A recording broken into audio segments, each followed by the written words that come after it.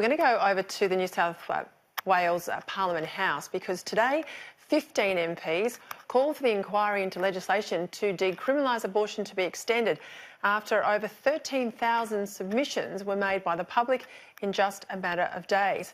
And finally, New South Wales Premier Gladys Berejiklian appears to have listened following what is reported as a tense meeting of her party room colleagues. Now, instead of being brought to a vote this week, as originally threatened by the bill's supporters, we're now told that this bill will only be read a second time this week. So that in technical terms means speeches from the MPs, but no debate with the amendments and the vote to be shifted out 3 weeks hence when the Parliament resumes again.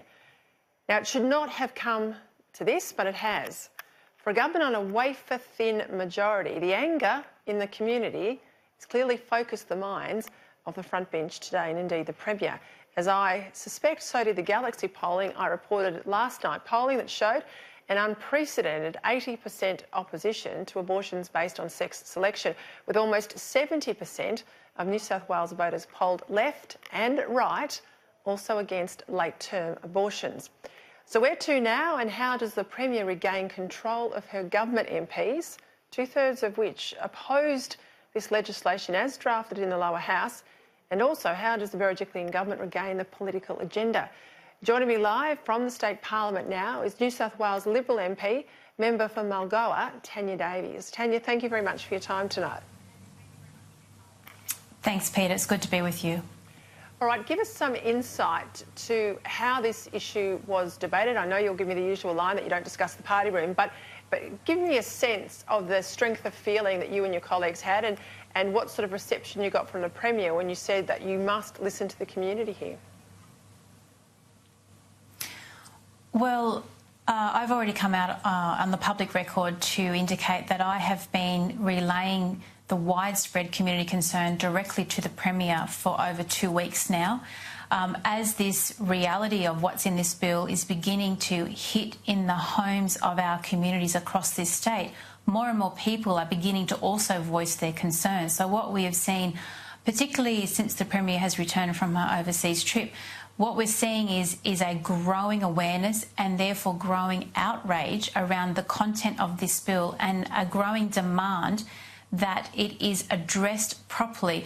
While I'm grateful for the extra time that the Premier has agreed to and has managed to negotiate with the upper house, 3 weeks of extra time, the fact is it is still not allowing this bill to go to our communities, to get our communities' view and all of the stakeholders' view on this really important, strategic and significant abortion bill. Just explain to me that point that the community are not going to get a say, you're saying to me tonight, based on more than just these submissions. How are stakeholders not going to be heard? Can't you use these 3 weeks for better consultations? So what we've been calling for all along is for a proper joint select committee that would actually take this issue of the decriminalisation of abortion and it would run a proper inquiry through the upper house mechanism that would open up submissions for months and hold meetings with stakeholders. Now, what we've seen last week is the upper house inquiry was held for 5 days in abortion, but we know animal cruelty was given 5 months to inquire. So we're talking about, again, a very rushed procedure. And there are stakeholders I've received correspondence from. One in particular represents 18,000 citizens of New South Wales. They weren't even given an opportunity to come to the upper house inquiry last week because there simply wasn't time. So if we're actually going to address this issue of decriminalising abortion and all of the details associated with that, we need to conduct a proper process with our communities and with all stakeholders, not just a select few that are pushing for one extreme angle on abortion. Yeah, and it is extreme, Tanya Davies. You're a former Minister for Women, so you are very much across this issue. From what I can understand from MPs that I've spoken to, from polling that I've looked at, sentiment in the community, I would say there would be fairly broad support for the majority of New South Wales people for changes to decriminalise abortion, to take it out of the criminal code and move it into health legislation. But there's almost universal condemnation of the sanctioning of late-term abortion and, in particular, and the Premier voted against this, as we know, in the House, for prohibitions against terminations based on the issue of sex selection. Surely that isn't beyond the wit of parliamentarians to get that issue right. You wouldn't think so, based on the incredible amount of community uproar on a number of features of the bill. I've said on the record a number of times now that we need to bring legal clarity around the process of abortion, not only for our doctors but also for women in our state. So taking it out of the criminal code and place it into a healthcare framework is the right thing to do. But the problem we have with this bill is the detail. And as we've seen on the floor of the lower house, for 13 hours, I led a lot of the debate around amendments.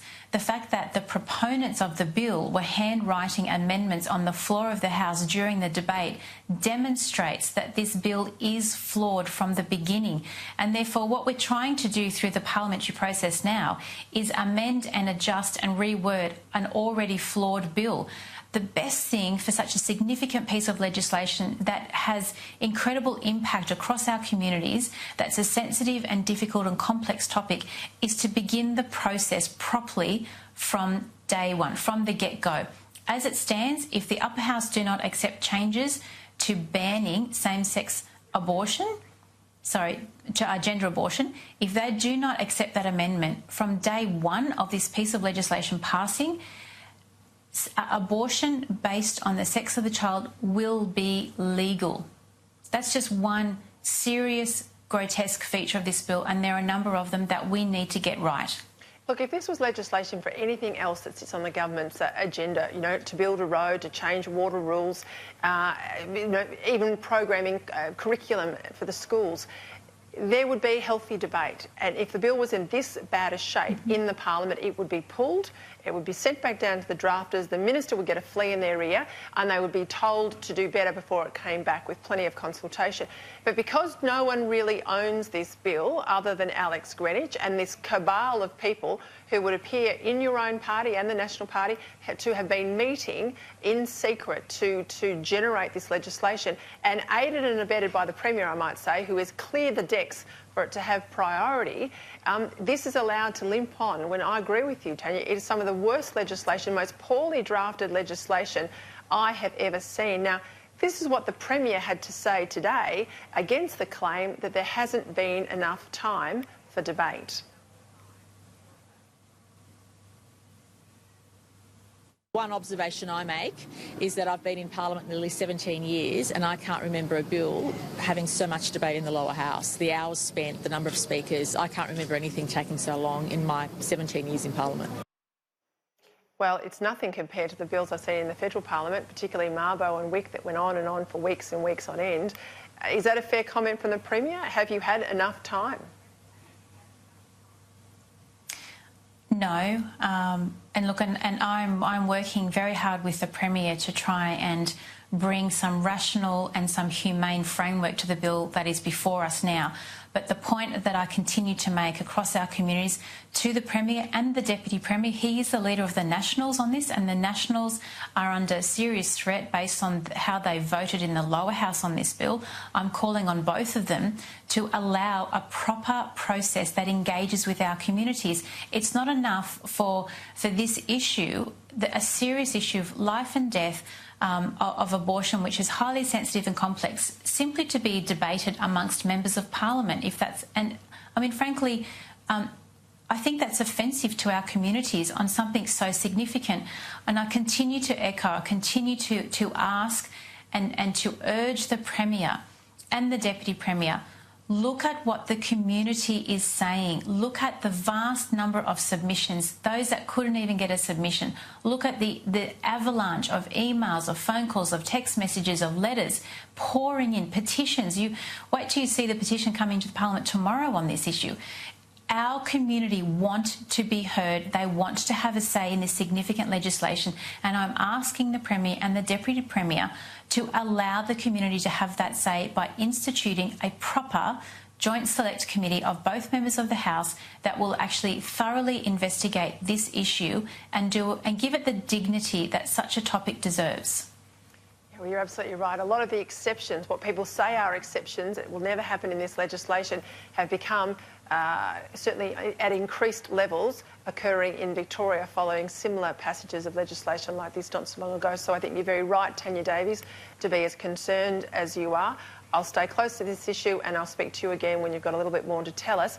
And good luck with your attempts to give the community a voice here. Thanks for your time tonight.